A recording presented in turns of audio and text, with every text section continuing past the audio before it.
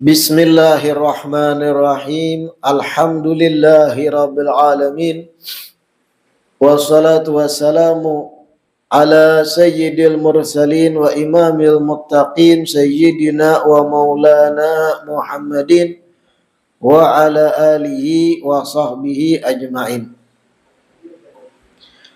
Alhamdulillah, segala puji kembali dan selalu terhatur kehadirat Allah Subhanahu wa ta'ala yang tiada henti melimpah ruahkan banyak nikmat pada kita sebarataan, baik nang kita sadari atau nang kada kita sadari, termasuk nikmat diringankan hati, diberikannya taufik sehingga kita berkumpul dan berjumpa lagi di majelis ilmu ini. Yang besar harapan kita mudah-mudahan ringannya langkah kaki kita duduk belajar di majelis ini menjadi pertanda kuat Allah bakal hendak baik pada kita sebarataan.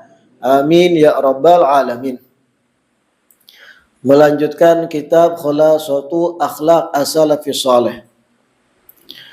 Wa min akhlaqihim radhiyallahu ta'ala anhum adamu wad'i jambihim alal ardi illa indal ajzi anil julus.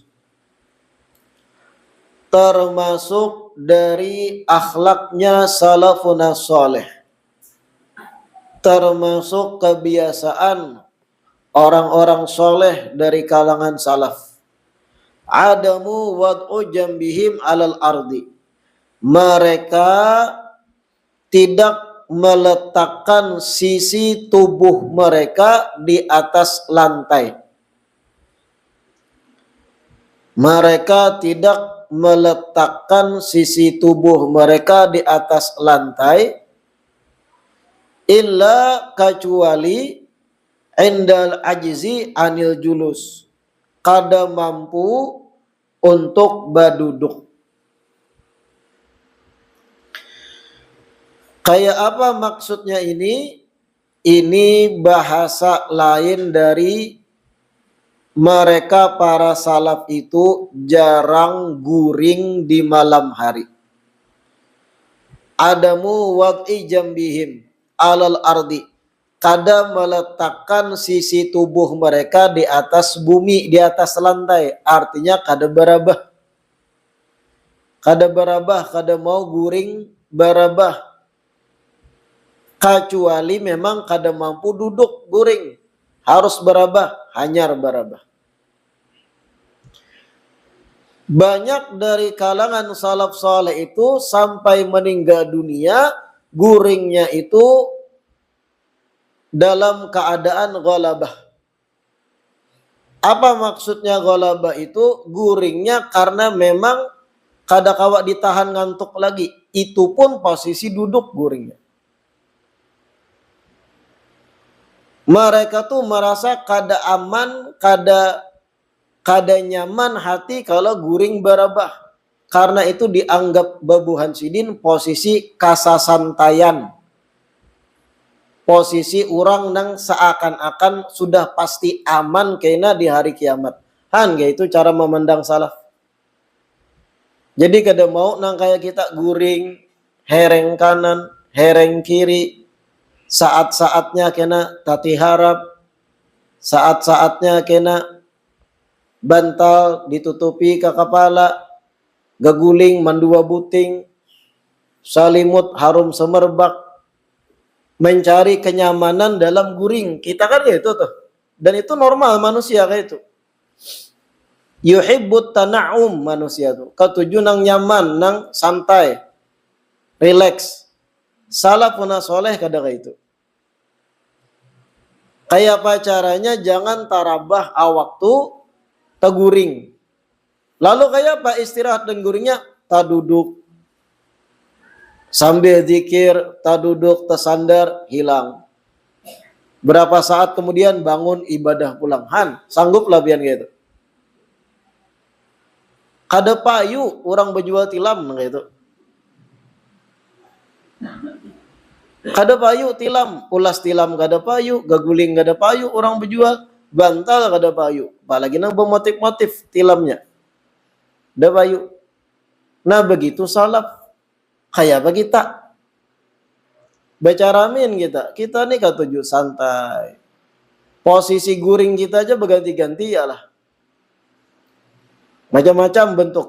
Senyaman kita guring. Nah ini jauh benar perbandingan lawan salaf. Bahkan dalam Tanbihul Muqtarin itu disebutkan wa kadzalika kanat Rabi'atul Adawiyah wa Sya'wanah wa Fatimah Ar-Ramliyah rahmatullah alaihinna kunna yaqulna nakhafu an nu'khadha ala baghtah. Wanita-wanita salehah zaman salaf itu semisal Rabi'ah Al-Adawiyah, kemudian Sya'wanah, salah satu nama wanita salehah bahari. Begitupun Fatimah Ar-Ramliyah. Mereka-mereka ini wanita salehah dari generasi salaf berkata atau berbicara, nakhafu an nu'khadha ala baghtah. Kenapa kami kada guring berabah, kada telentang, kada meletakkan sisi tubuh kami di permukaan lantai? Nakhafu an nu'khadha baghtah. Kami takutan kalau pina lagi santai dalam posisi tersebut, tiba-tiba nu'khad baghtah, dicabut nyawa kami. Akhirnya guring atau meninggal dunia dalam keadaan guring santai. Itu yang kami takutan. Sehingga kada guring berabah. Guringnya ghalabah. Ketika sudah kada kawak lagi menahani, itu pun tak duduk. Han gak ya? Bagi kita jerulun. Wa kana Umar ibn Abdul Aziz rahimahullah. Sayyidina Umar bin Abdul Aziz. Idza ghalabahun naum. Apabila sidin dilanda rasa ngantuk nang luar biasa. Yaqum, berdiri sidin melawani rasa ngantuk. Fayajul fid dari wa yunshidu qawlahu. Wa kaifa tanamul ainu wa hiya qariratun wa lam tadri fi ayil mahallaini tanzilu. Ketika hendak ngantuk benar, Umar bin Abdul Aziz berdiri beristilah supaya sigar. Sambil berjalan-jalan sidin, yajul, sambil membaca syair yang berbunyi wa kaifa tanamul ainu wa hiya qariratun.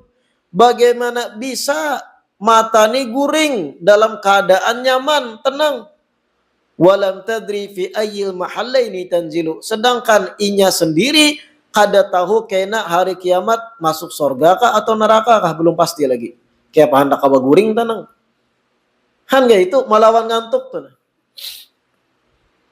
Kita bang kaya pak mangorok goreng kadang leh. Oh, tanda nyaman goreng.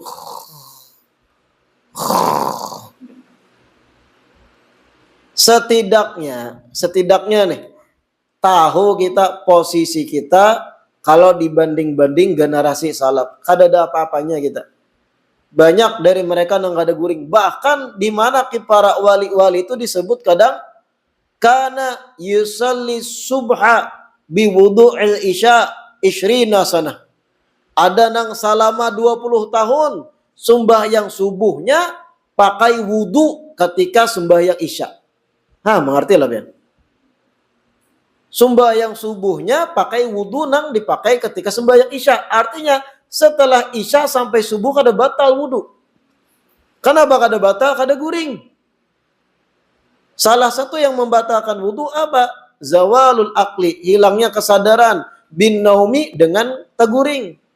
Illa nauma, kecuali guringnya orang mumakkinin mak'ada tahu minal ard, yang guringnya terduduk posisi pantatnya kokoh di lantai, hanya kada batal.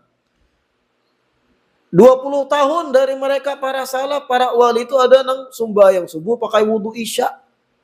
Kan gak apa kita? Sekali gin sualah ulun betakun dia. Sembahyang subuh pakai wudu isya suahlah semenjak pian balik sampai nih 2026 1 Juli. Ulun mengaku ulun gak ada suah. Berat itu. Walaupun kita kada guring semalaman, rancak kayak lu kada guring semalaman zaman di pesantren. Tapi tak kantut. Bekami batal itu. Buang hajat. Mereka salaf tuh kada takami, kada takantut. Kenapa? Makan sedikit. Kada danang diproses di lambung kita ada kawa. Di situ kita jauh benar. Lalu merasa, ya Allah jauhnya ada kawa aku mujahadah nang kayak para salaf tuh. Amun sembahyang subuh dengan wudu duha, rancak lah bukan kita lah. Sembahyang subuh pakai wudu duha. Artinya tak kodok melandau. Sekalian baudu sembahyang subuh kodok, sekalian baduha. Nah, itu yang kita rancak. Nah ini. Selanjutnya wa min akhlaqihim radhiyallahu taala anhum, termasuk akhlaknya salafun salih. Riqqatu qulubihim wa kathratu bukaihim. Termasuk daripada akhlaknya salafun salih, lembutnya hati mereka dan banyaknya mereka itu menangis.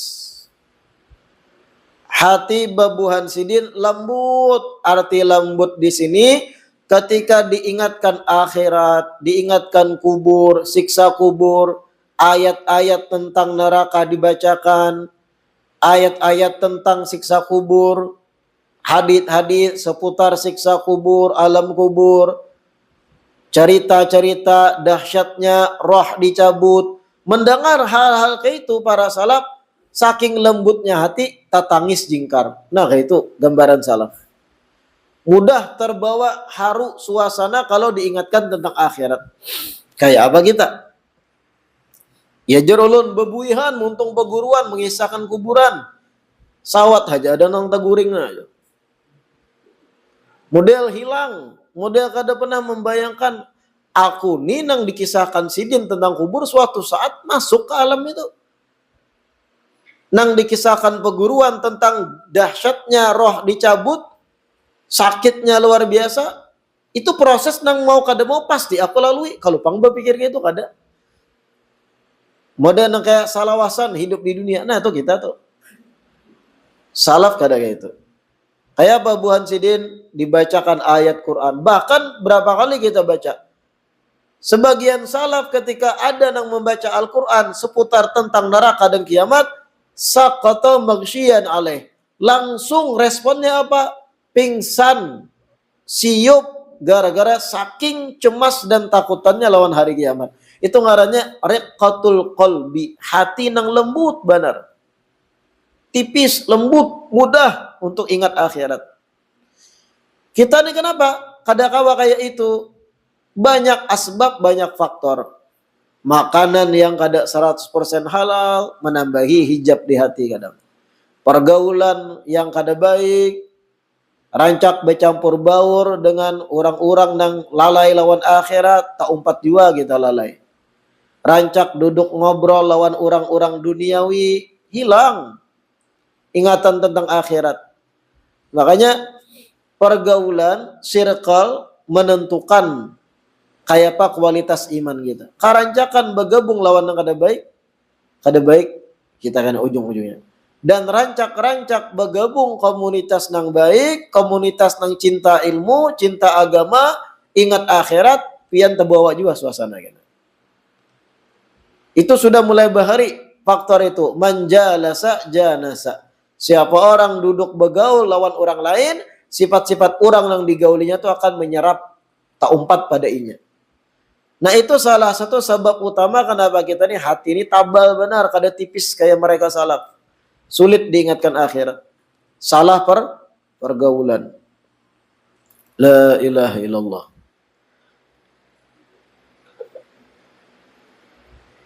Wa min akhlaqihim radhiyallahu taala anhum. Selanjutnya termasuk daripada akhlaknya salafun salih. Dhannuhum binafsihim al-halaka bisababi taqsirihim fit ta'at. Mereka salafun salih menduga kuat pada diri mereka akan celaka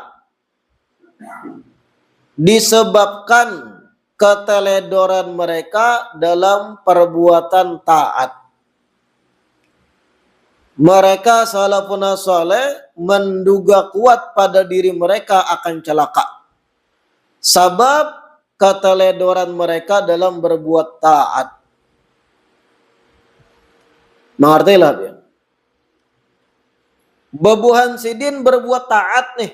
Beramal saleh, sambahyangnya, zikirnya, sholawatnya, puasanya, sedekahnya.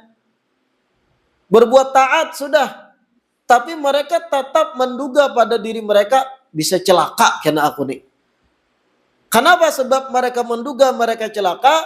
Mereka memandang perbuatan taat yang digawe itu banyak keteledoran masih. Banyak kekurangan. Sembahyang 5 waktu. Sembahyang mereka. Tapi setelah tuntung sembahyang bukan merasa selamat. Wah, sudah selamat aku nih. Tegawi dan 5 waktu. Sawat aku tetap masuk neraka. Dolim Allah Ta'ala. Han. Piragah. Ujub tuh ngarannya.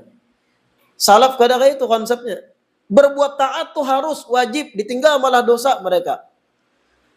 Ketika tuntung berbuat taat, amal soleh, kewajiban-kewajiban, mereka menduga pada diri mereka tetap aku bisa celaka nih. Kenapa mereka kayak itu? Mereka menduga-duga dan mengkoreksi perbuatan taat yang digawi tadi ada unsur-unsur teledornya.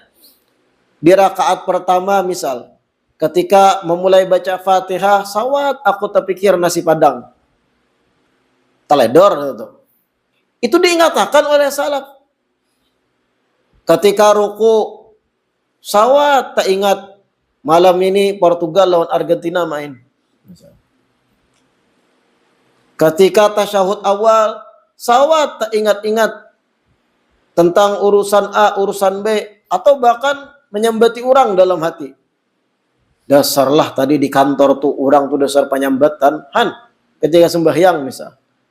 Nah mereka salaf tuh setelah tuntung sembahyang, setelah tuntung berbuat taat, langsung mengoreksi, ingat-ingat. Wah banyak kekurangan masih ibadahku tuh. Lalu menduga bisa celaka aku nih gara-gara ada keteledoran ketika berbuat taat. Jadi setelah tuntung ibadah, bukan berarti merasa selamat. Han, kayak apa kita? Bah tuntung ibadah, wah, gugur kewajiban sudah nah. Surga menanti. A'lal Firdaus. Firdaus yang tertinggi ini. Bisa behigaan kena kalau Nabi Sulaiman. Han. Jauhnya tuh, kita ini jauh benar. Setelah tuntung berbuat taat, kadang muncul kesombongan, keangkuhan, bahkan memandang ahli maksiat. Ah tuh, ratik neraka beratam tuh. Ratik neraka, memandang buat ahli maksiat. Mana tahunya taubat, taharat padikam kena derajatnya di sisi Allah. Nah ini melajari kita. Ketika sudah tuntung berbuat taat, kadu sama urus ibadah orang, urusi diri ikam, kekurangan masih ada di ibadah ikam. Nah itu, mun kita nih kayak itu terus, kada terpikir menyembati orang, iyalah. Kada terpikir mengomentari orang, kada terpikir kita menguyak-nguyak orang. Kita menguyak diri seorang nih banyak kekurangan masih. Ibadah kita, puasa kita, zikir kita, istighfar kita, bahkan kadang tangisan kita pun mengandung riya kadang. Di majelis taklim, pengajian, bertangisan jamaah, batai menangis. Sekali diteliti dalam hati, tangisan tadi bukan karena terharu ingat akhirat, tapi takutan yang lain menangisan seorang kada. Han, tangisan aja kadang kita ini ada teledornya dah. Belum lagi nang baca tangisan di selfie. Ya Allah status dan yang lain. La haula wala quwata illa billah. Dhannuhum bi nafsihimul halak bisababi taksirihim fi ta'at. Apalagi kalau berbuat maksiat, maginnya para salaf itu camuh kayak orang gila langsung, saking ketakutannya dengan maksiat. Bahkan dikisahkan Atabah al-Ghulam, salah seorang salaf soleh, ketika Sidin berjalan lawan kakawanan di satu lokasi, tiba-tiba Sidin menangis siup. Ditakuni oleh kawanan, kenapa pian ketika lewat situ langsung menangis, bahkan siup. Dijawab oleh Sidin, aku ketika lewat lokasi itu ingat, ini lokasi ketika aku lagi halus pernah bermaksiat pada Allah di situ. Han, kisah lagi halus bahari, ingat Sidin, langsung siup menangis ketika melewati lokasi di situ pernah bermaksiat. Kita bang lalu lalang lokasi yang kita suka bermaksiat, rami kenangan bahari sini nih, kenangan aku lawan acai bahari di sini nih. Pertama kali tahu binian, oh bangga, dipoto pulang lokasinya, dikirim ke nang mantan, ingatlah hikam bahari di sini. Mohon tahu orang sudah belaki. La haula wala quwwata illa billah. Nah itu. Wa min akhlaqihim radhiyallahu taala anhum, selanjutnya termasuk akhlaknya salafun salih, adamul i'tina bibina idur. Mereka tidak peduli atau kada banyak maurus bibina idur, untuk membangun rumah. Kada peduli dan kada banyak beurus untuk bangun rumah. Nah ini apa nih? Dengarkan bujur-bujur penjelasannya. Kan ada hibratan kita. Bujuran jauh benar kita nih lawan mereka salaf. Adamul i'tina bibina idur wa nahwiha. Salafun salih itu kada peduli, acuh. Adamul i'tina itu acuh. Kada banyak pusing mikirakan apa? Membangun rumah, baik rumah, mempoles rumah, maharati rumah, menghias-hias atribut rumah, dada. Ada mau mereka. Thumma in waqa'a anna ahadahum bana daran iqtasara minha ala ma yadfa'ud darurata min ghairi zakhrafatin.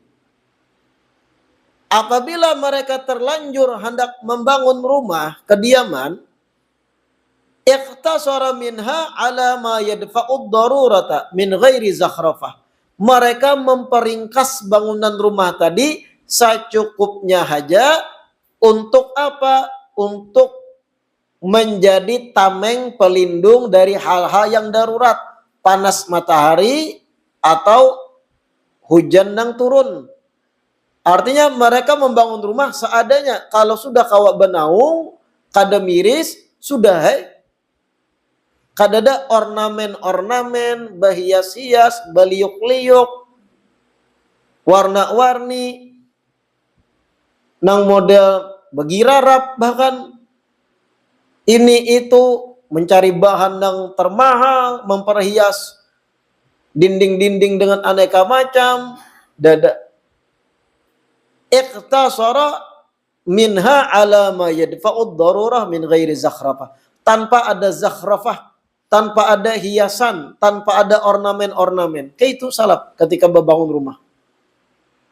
Kenapa demikian? Itu dikarenakan adamu tuli amalin. Mereka kada panjang angan-angan. Sudut pandang mereka dan prinsip yang tertanam kokoh dalam hati, apa bahi himat aku membangun rumah nang aku kada salawasan juga di situ kena pacangku tinggal juga han kayak itu tuh. Wanilah pian bocap kayak itu. Biasanya tak ucap, tapi motifnya beda. Apa berhimat-himat kada lawas juga di dunia. Tak ucap dari muntung seseorang yang beriri kadang. Melihat rumah orang bagus pada seorang, berhimat-himat kada lawas juga. Gara-garanya kada mampu bola kayak itu. Seandainya duitnya ada bisa harap lagi bola. Nah ini salahnya nih. Bukan prinsip. Ucapan tadi sekedar topeng supaya menutupi rasa iri. Kada kayak itu. Tapi ini prinsip nang nyata. Duit ada, kada mau berhimat dalam bangunan mereka. La ilaha illallah. Dengarkan bahkan Imam Al-Ghazali itu di dalam Ihya Ulumuddin, dan ini pun ada di kitab-kitab lain, diriwayatkan Rasulullah itu pernah bersabda, Idza aradallahu bi'abdin syarran ahlaka malahu fil ma'i watin. Ujar Rasul, apabila Allah menghendaki keburukan pada hambanya, maka Allah akan membinasakan harta hambanya tersebut di dalam urusan banyu lawan tanah. Apabila Allah menghendaki keburukan pada seorang hamba, maka Allah akan binasakan harta si hamba tadi habis dalam urusan banyu dan tanah. Dengarin nih. Amun jar Rasul Allah hendak keburukan pada seseorang, maka Allah akan ilhamkan pada orang tadi habisi duit ikam, harta ikam dalam urusan banyu dan tanah. Maksud urusan banyu dan tanah di sini baba bangun bangunan yang bagus dan indah untuk pribadi. Kenapa banyu dan tanah? Bahan pokok bahari itu zaman Rasul membangun bangunan tuh banyu lawan tanah. Di Arab itu zaman Rasul khususnya kada ada semen, kada ada batako, adanya tanah banyu itu nang dibentuk, tambahi jerami, tambahi bebatuan jadi dinding kokoh bangunan. Apabila Allah menghendaki keburukan pada seorang hamba, ciri-cirinya apa? Banyak duit si hamba tadi habis dalam apa? Memperelok, mempercantik bangunan rumahnya. Itu tanda Allah menghendaki buruk. Seandainya dihendaki baik hamba tadi, Allah ilhamkan jangan dihabisi duit ikam untuk berbaik nang kacang ikam tinggalkan. Baik ikam berinfak, baik ikam bersedekah, baik ikam berbari membantu nang ada mampu. Itu lebih abadi dan ikam merasakan karena di akhirat. Itu kalau Allah hendak baik lawan orang tuh. Tapi jar Rasul kalau Allah hendak buruk pada seseorang, hendak menimpakan keburukan pada seseorang supaya inya kada dapat kebaikan di akhirat, maka digarakakan hati orang tadi bagusi rumah ikam. Percantik, perelok rumah ikam. Jangan kalah lawan orang-orang sugih. Ulah bagi rarap. Ulah papatungan. Pagarnya habisi duit 200 juta besan pagar warak. Kacanya cari nang terbaik. Kayunya jangan alang-alang. Amun ada nang tak bagus di atas ulin, ambil. Oh, ada lah nang tak bagus pada ulin. Pokoknya wasinya harus nang paling mahal. Keramiknya nang silau men. Habis akan duit kamu untuk berbaik rumah. Karena itu supaya ikam terpandang dilihat orang ikam ni sugih dan mampu. Idza aradallah bi'abdin syarran, kalau Allah bakal hendak buruk pada seorang hamba, ahlaka malahu, Allah akan binasakan harta orang tadi. Arti binasakan, dihabisakan oleh si hamba hartanya fil ma'watin, dalam urusan babangun rumah pribadi, babangun kediamannya seorang. Indah, bagus rumah. Sekali tuntung rumahnya haro 2 tahun wara. Didiami imbahnya meninggal. Nah, kabar? Game. Nah, ini yang jauh benar dengan kita. Salaf itu bahkan disebut juga dalam Ihya, dengarkan. Wa kana minas salaf man yabni darahu miraran fi muddati umrih li dha'fi bina'ihi wa qisari amalih. Ada sebagian para salaf itu, jar Imam Ghazali dalam Ihya, yang mereka itu membangun kediamannya, membangun rumahnya berulang-ulang sepanjang umurnya.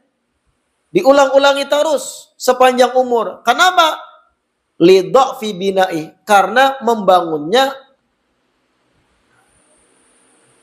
sederhana saja, membangunnya dengan bangunan yang lemah, ringkih. Taulah ringkih biar.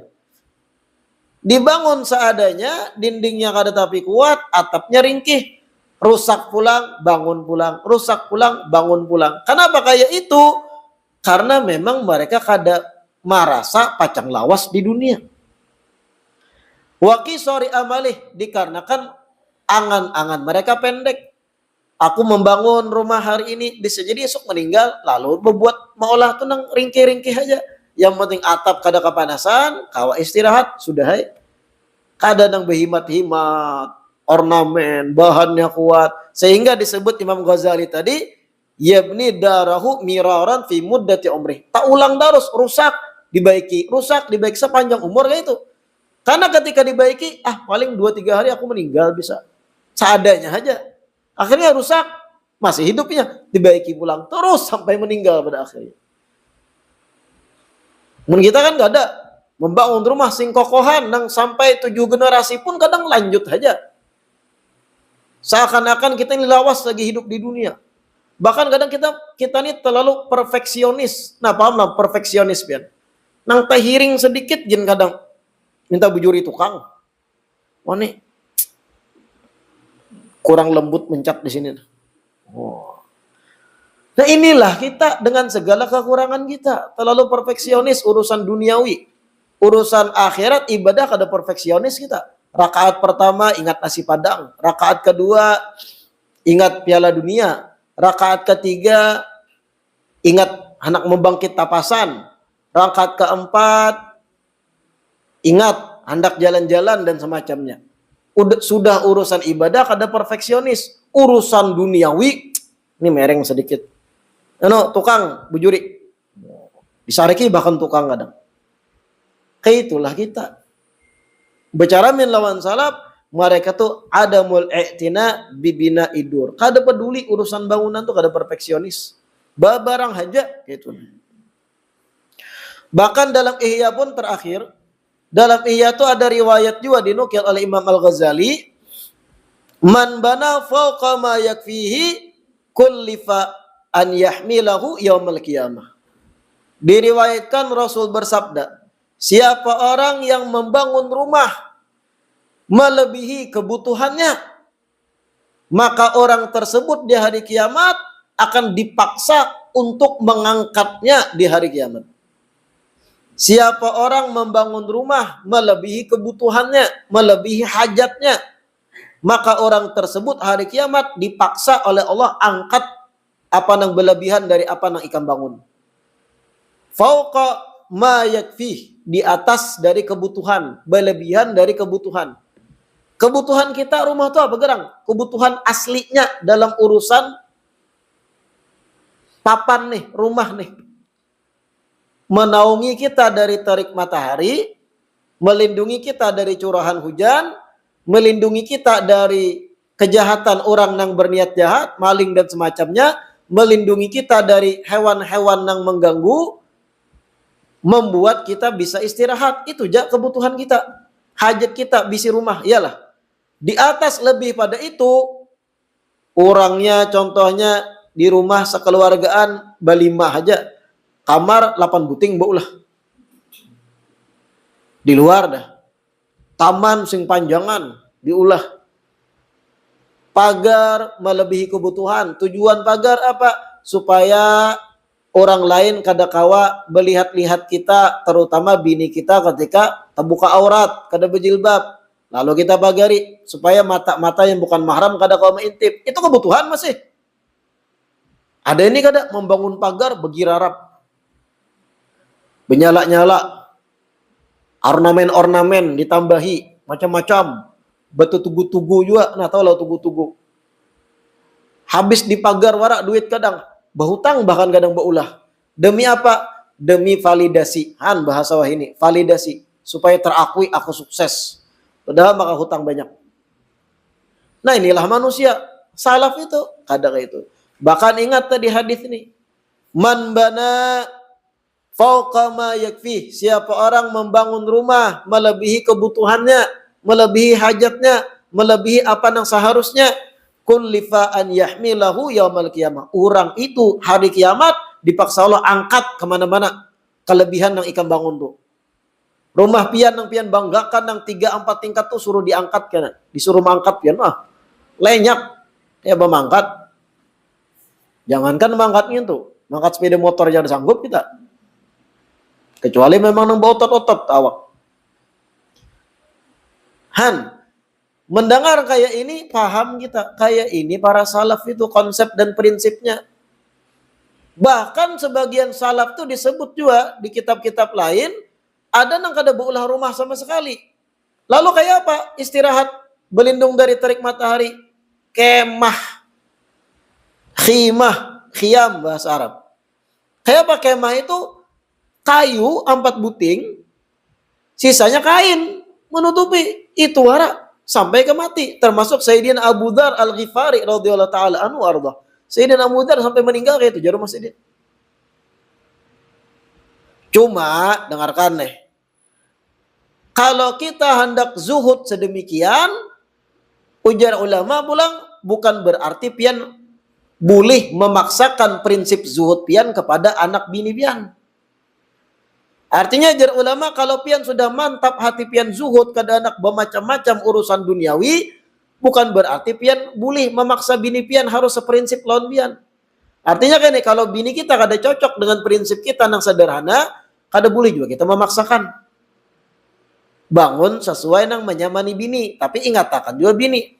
Kajian-kajian yang dibaca tadi, sehingga kada juga yang guring berkemah gitu kan. Kitanya kadang sanggup. Wah, kalau pribadi kita sanggup ya guring berkemah. Atau kada berumah kah? Karena kita yakin prinsip kita dunia ini sementara. Cuman anak bini kada tahan. Lalu kayak apa? Bangun seadanya. Yang sekiranya menyamani, mententramkan sanubarinya. Jangan pian kira para wali-wali yang dibaca di manakib-manakib sebagian itu, istri-istri mereka seprinsip. Kadang pasangan mereka beda prinsip loh. Kadang bahkan dengan bini nang pamamayan, nang beda prinsip, nang iman dan agamanya rendah kada kuat, malah itu menjadi sebab nang laki menjadi wali. Imam Ahmad Ar-Rifai termasuk dimamai istri terus, kada seprinsip bini lawan sidin. Sidin ahli ibadah, zuhud dan semacamnya, tapi bini sidin kada. Syekh Abdurrahman Bajal Haban di Hadramut, itu juga jadi wali gara-gara apa? Bersabar dimamai bini saban hari. Kan? Ini ada nang anggut-anggut. Aku benar tuh aja. Oh, rupanya korban mamayan bini nih. Intinya kalau kita bisa prinsip zuhud, bukan berarti bisa dan boleh memaksakan prinsip yang sama pada istri. Kalau istri kada merasa tentram dengan kemah wara, bangun kada apa-apa. Cuman ingat tadi, man bana fauqa ma yakfihi kullifa an yahmilahu yaumal qiyamah. Siapa orang membangun yang melebihi dari kebutuhannya, hari kiamat orang tersebut akan dipaksa Allah angkat bawa ke sana kemari apa nang ikam bangun itu, nang berlebihan dari kebutuhan. La ilaha illallah. Mudah-mudahan yang kita baca hari ini bermanfaat. Mudah-mudahan diistiqamahkan duduk belajar di majelis ilmu, dan mudah-mudahan menjadi renungan bagi kita seberataan. Kalaupun kada kawa meniru seutuhnya 100% sesempurna salafun saleh, setidaknya kita tahu diri perbandingan kita kadada seujung kukunya dengan mujahadah dan prinsip-prinsip akhirat para salafun saleh. Wallahu a'lam.